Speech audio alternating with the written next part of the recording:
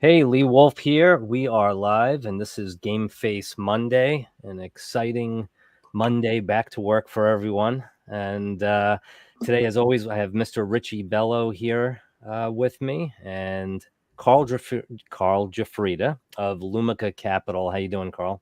Hi, how are you? Nice to see you again. Good to How are see you. Richie? Nice seeing you guys. All right. So today we're going to be talking about the cash flow crunch solutions that are out there, and how Mr. Carl Giuffrida could help you out with Lumica Capital. But at first, I'm just going to play a quick segment from our sponsor today, which is Matrix from Dr. Hassan. We got the big cybersecurity webinar that's going to hit tomorrow at 2 p.m. That is tomorrow. Yep, Tuesday the 8th at 2 p.m. And it's going to give business owners, it's a free seminar, free webinar to give business owners a real understanding of the threats, the cybersecurity threats that are out there, what could be done about it, and how Matrix can help. All right. Attention business owners. Did you know that most cyber attacks are triggered from within your organization? Hackers are everywhere, and just one breach could cost you millions. Just like the CDK hack that disrupted businesses and caused billions in damage. But you don't have to be their next victim. Join us on October 8th at 2 p.m. Eastern for a free webinar on the benefits of cybersecurity. Learn how to protect your business from costly attacks before it's too late. This is a must-attend event for anyone serious about keeping their data safe. Register today for free and secure your future.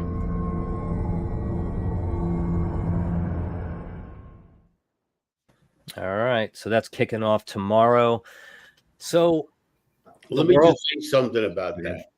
So it's kicking off tomorrow, and we planned this digital dealer going on, right? And it's one of the biggest events apart from NADA, right? So dealers are there at their event getting solutions to increase the growth of their business, okay? So that webinar is going to be running all week because of Digital Dealer.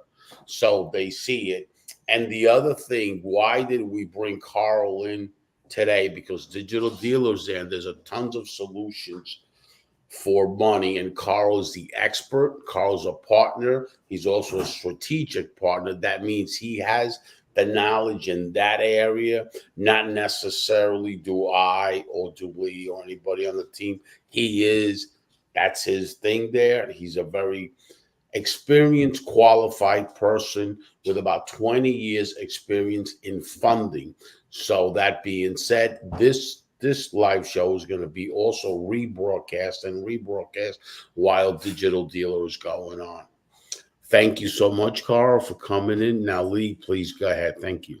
Yeah, and I'd like to say actually, not only knowing Carl now myself a short while, not only is he a extremely nice human being and a very honest man, but dealing with some of the people that he helped get funded, from what I gather, if you have an easy shot at getting funding, Carl's your guy. He's gonna dot all the I's and cross all the T's.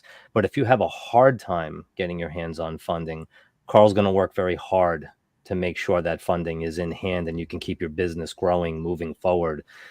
He strives himself at that. So I think that's really important to understand. He's not the type of guy you put a tough situation on his desk and he's just like, next, you know.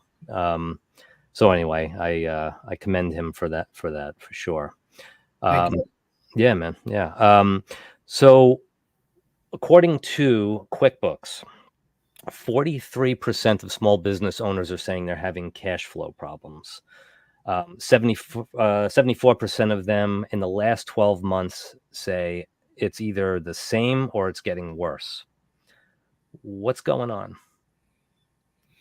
It's the market. It's everything bundled up into one. You have the election coming up, which obviously gets everybody's nerves, and so which direction is the administration going to take obviously affects with the real estate market, the business market, the economy, and so forth. So I think what's going on, you have inflation, you have the election coming up, so I think a lot of a lot of people are on the sidelines, just kind of waiting it out to see, what's going to transpire in the next few months.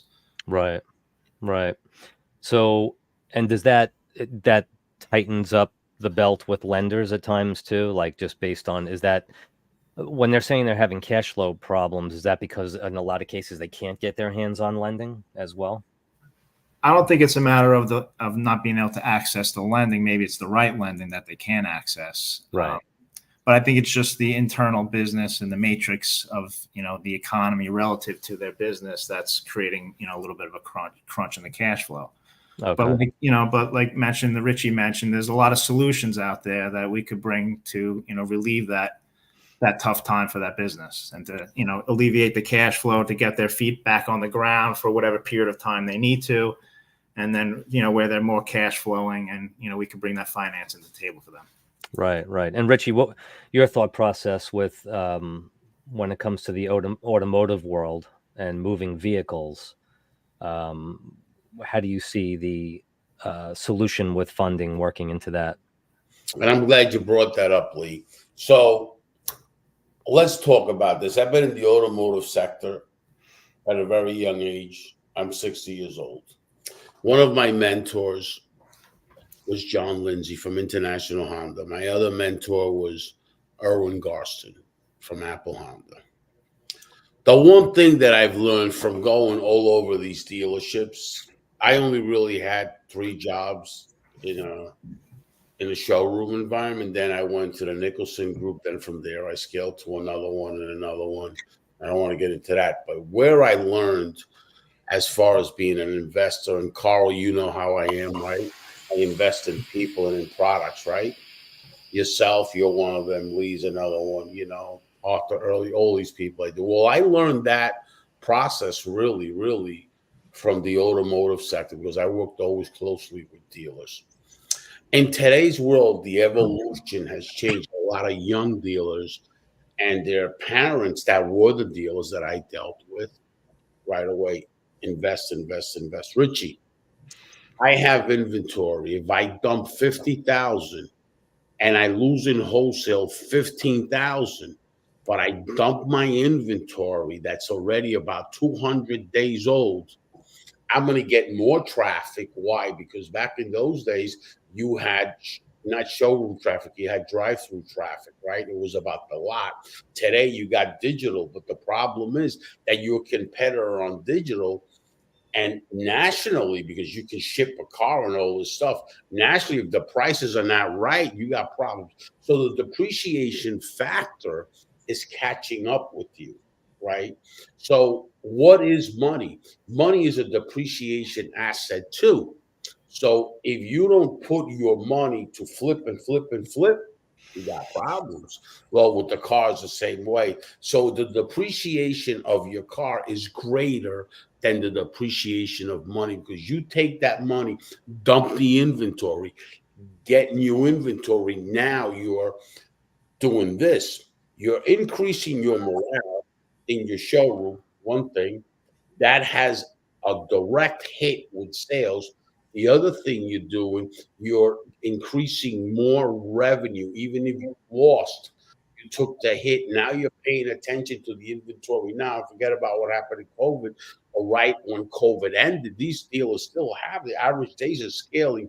At Digital Dealer, there's people in there that are selling this product. Let me help you manage your inventory. Okay, but you have to manage something that you have some sort of control, not a Honda Accord that if you take it to the auction, it's $9,000 that you're going to lose. So you use this money to flip your inventory, to flip your parts department, to do all these flips. Because the real truth of the matter is new cars don't, because you got floor plans, you're never going to compete.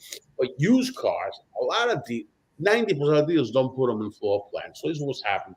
You take in a trade, you take it off your trade, you leave that car for 60 days before you go to the floor plan. You got to get rid of that car.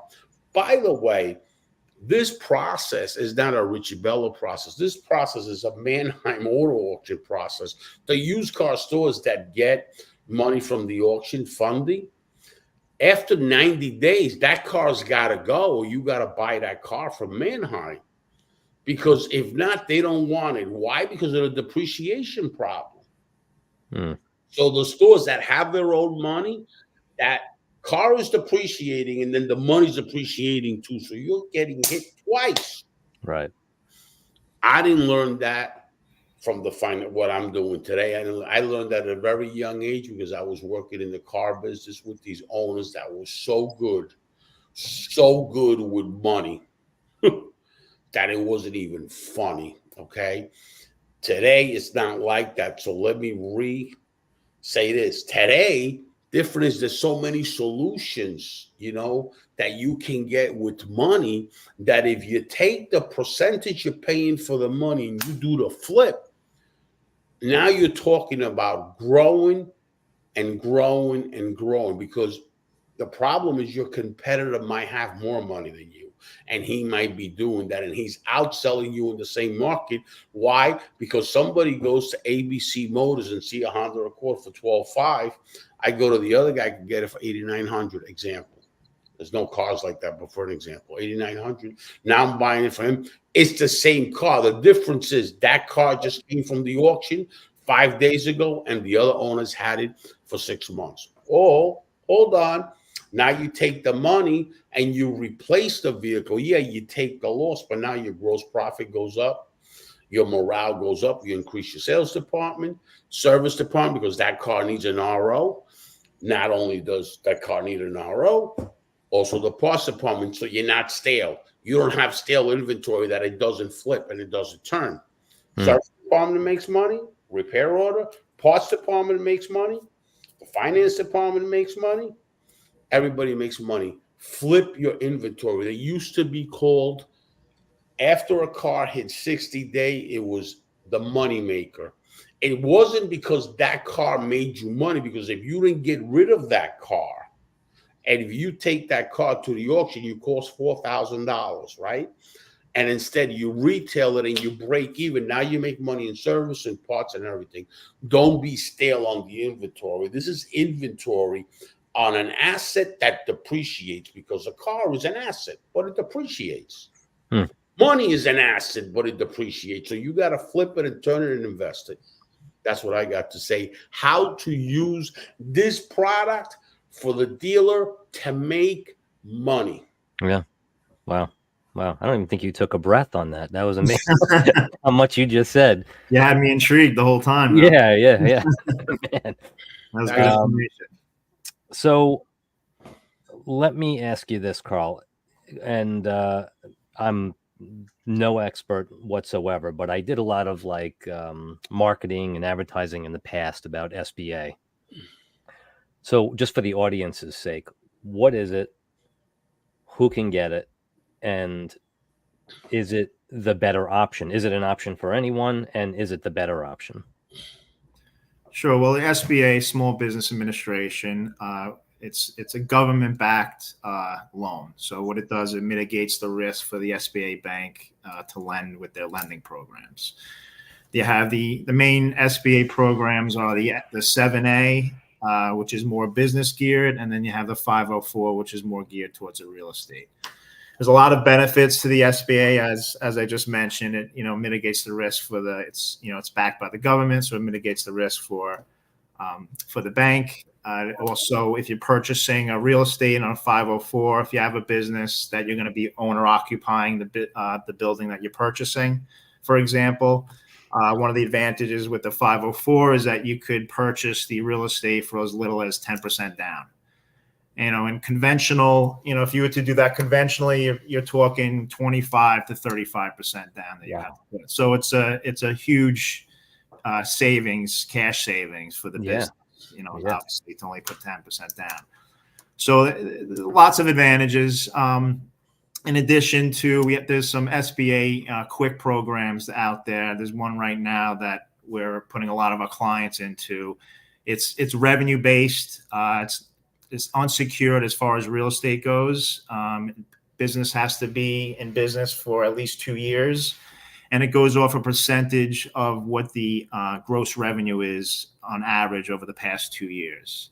with a Okay. max of 500,000. It's a 5 or 10 year loan, so it's a quick process. That's one thing with the SBAs. They do have a reputation because it's a government program and there's a lot of red tape that you have to go through. So it does take a little bit of a process. We have a streamlined process, so we get things done a little quicker. But you're looking at, like, for a 504 real estate, you're looking at, anywhere 45 to 90 days at sometimes. Okay. So it could get a little lengthy. But these quick programs, they're called quick for a reason. They're able to get cash in the hands of businesses in as little as like 2-3 weeks. We can get a pre-approval in about 48 hours. Don't need a lot of documentation. Get a pre-approval in about 48 hours. And could fund in like I just said, 2-3 weeks. Now, was that when you said the max 500,000? Was that the loan amount? Yes. I'm sorry. So, no, it's all cool. Because I was wondering, what what makes it a small business? Is there a limit to what the business can make before they can tap into SBA? No. So a large business technically could. Yeah, there's caps with the SBA programs. 504 is a 5 million cap, so it excludes a lot of like the bigger revenue businesses. Okay. Interestingly enough, though, on that 500,000 maximum, they're rolling out another program similar to the one I just mentioned, but it's going to be a maximum of 5 million.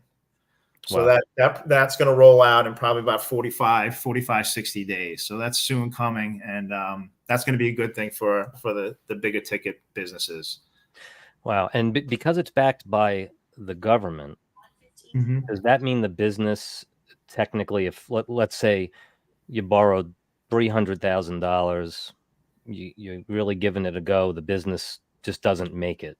Are the businesses personally responsible for that money, or are the people that sign the loans, are they personally responsible for that money? Yeah, they're personally guaranteeing the loans. Okay. All right. So that's still a reality. Okay. Very cool. Yeah, Rich. It does the SBA. It backs. It just promotes more aggressive lending for the businesses to get them out into the marketplace. So they say to the banks, hey, we're going to back your loan. So you're more comfortable to lend to these businesses. Right. It gets the money flowing. Cool. Yeah. And Rich, you were talking about that they were pretty much the last round on SBA was pretty tapped out, right? Yeah, it's pretty tapped out. I think they're extending it, but that tells you something about the market conditions. But I want dealers to pay attention. Your accounting process is LIFO, okay? That means you depreciate cars, and then you take the hit, at that year, and then the beginning of the year starts. So then you do a write down for the car, right? So you have that. Let's think about this. We can write down the money, flip the car. Your service department can make money. Your parts department can make money, and you get more vehicles in operation. What is vehicles in operation? Let's talk about that. The more cars you deliver that month, the more vehicles in operation you have. Where's the money made today? In the service department, in the parts department. Sure. So increase your vehicles of operation, increase your profitability. You can still do the same write down as the car, right? Because dealers tell me, well, Richie, I do a write down. Oh, yeah, good. You can write down money too in that process. But meanwhile, you're making more money. So the January, February, and March, it appears like you're making all this money, but you're not, because it's write downs. You're not making that kind of money. So let's think about it. Okay? You take the money, you have the same write down because it's an expense. The loan is an expense. But you're flipping your inventory, you're increasing your sales department, everything. But not only that, you're increasing your asset. Why? Because you're flipping the inventory. When you want to sell the dealership, that owner, when he comes in with a professional buyer and a consultant company, and Price Waterhouse says, wait a minute, boom, he's flipping the inventory every 60 days. Boom, he's doing this. Boom, he's doing that. Now your dealership, which is an asset, it's worth more value. So the value of you getting a loan and flipping it and using it for the right cause, not to go buy a yacht and hang out and then put the yacht in your financial statement. No, it's to flip and grow. So then your profits can do that. Dealers are investing outside of a dealer today. That's why this, oh, let's get Bitcoin because they hear some guy that's doing good with Bitcoin. Maybe that's his business, crypto coin. I have a partner that's his business. Michael Odenhigh, that's his business. He's a hedge fund company. That's his business. Right. Invest in you. When you make that flip it, when you make that money and your company is not sick, right? Then you take the money of the profit and you invest all you want instead of spending somewhere else and like this and like that. So let's focus. Let's pay attention. You can still use that same depreciation factor with the money instead of using it with the car. When you are holding a car for 3 and 4 months and 5 months and trying to hold gross, is depreciating. But that RO, that repair order that's in there, okay, so I take in a car on trade, $500, they do it. I'm the retail customer to the service department. Now, that $500 RO is depreciating too. Because if you would do a repair order to a customer, you get the money right away. Now you're floating the service department. 100 cars, let's say the average RO today is 400. Do the math. That money you have to wait 3, 4, 5 months to get. All right. And there's a solution right here. That's just you're a digital dealer learning all the other solutions to market and flip your car. Pay attention to this one, what I just said. Flip your inventory with the solution of money. It's called turn and earn. Okay? How do you get rid of something that you make a mistake? I have a partner that sometimes gets involved in business.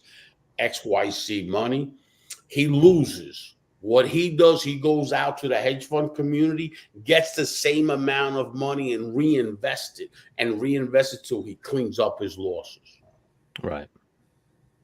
These are financial guys that really know, like a gentleman like Carl that really knows. Let's make an investment here of XYZ. Oh, Richie, we took a bath. Goes out to the hedge fund community, gets that same amount that he lost and reinvest it again and again and again. And in 3 or 4 months, he's out because he could hit a home run. Get rid of it and keep doing that. Now you have the asset, Mr. Dealer. And that's what I got to say. Do you experience this, Carl? People coming in to make these kinds of moves, especially in like the dealership world? Yeah, sure. Yeah, Richie's saying it's a smart, strategic way to do business. Oh. Listen, I have a partner, okay, that has a place. I don't want to say what the product is. Sometimes he'll get an MCA to do marketing and to fill his place up, and he sees value in that. And then when he's got to pay it, he gets another loan and flips it. Carl, you know who I'm talking about. We made a lot of money with this guy, right? And he flips it.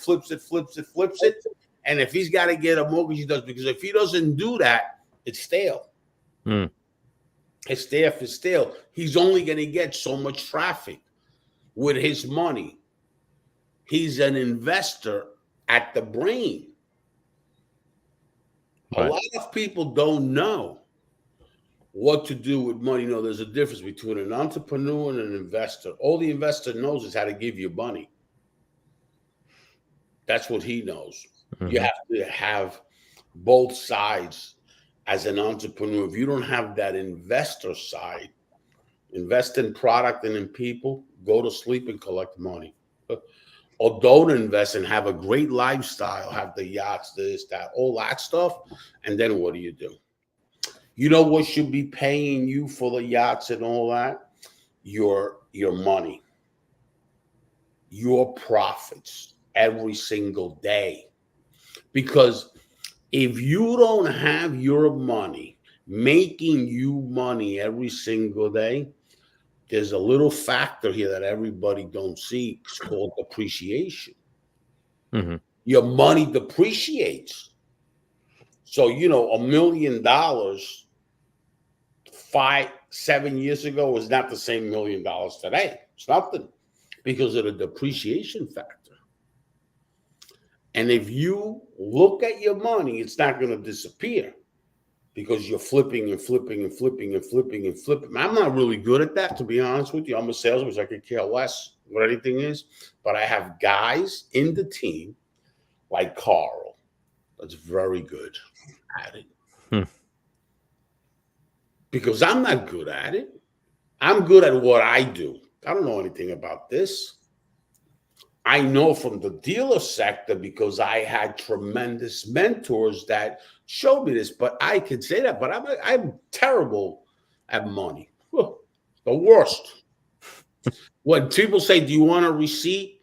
I says, could you give me a piece of paper, tell me what I'm going to make tomorrow? Because I already spend the money. Who cares?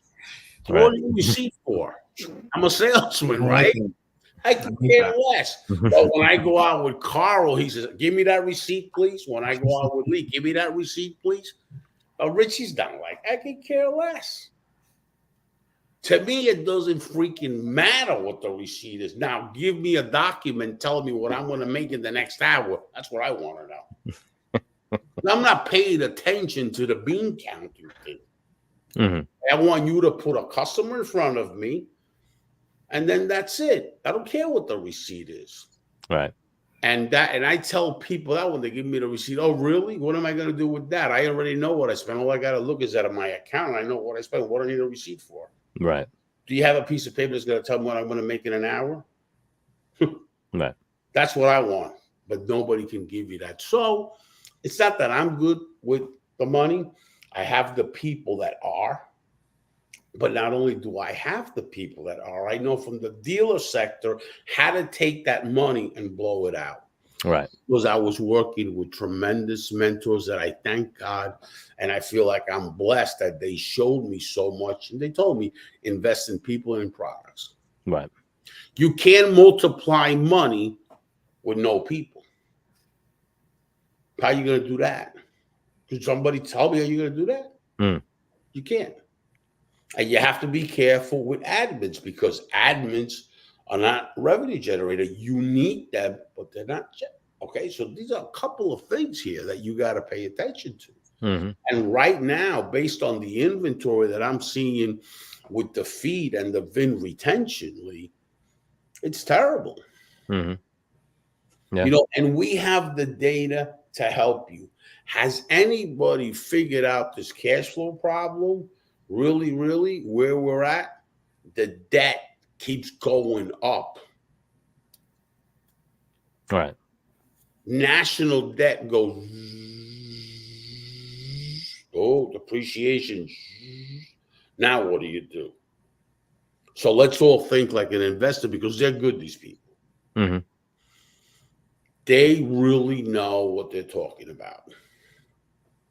And that's all I got to say. I've learned a lot in the last, few years with Carl. It's been a great relationship, a great business relationship, and I've learned so much from him that I don't know.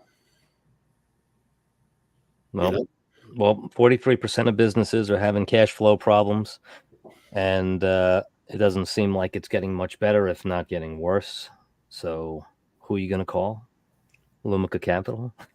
Correct. Carl, that's who you're going to call. And the other thing, guys, is when that happens, those are great numbers. But let's look at the debt. Mm-hmm. And then let's look at the depreciation of the dollar. Right. And now those three metrics tells you where there's a problem. Now you spin a solution. Right. Not me, guys like Carl, guys like Lee, because me, I could care. I'm telling you again, I could care less about what I spend. Right. Because I know that tomorrow I put in a pair of shoes and a shirt and pants, and I go meet somebody and I'm done. And I got that money back. Mm. All right. But that's not what really happens all the time. You need people to be in certain areas in your business. There's no reason for the inventory to start getting aged like this. Right.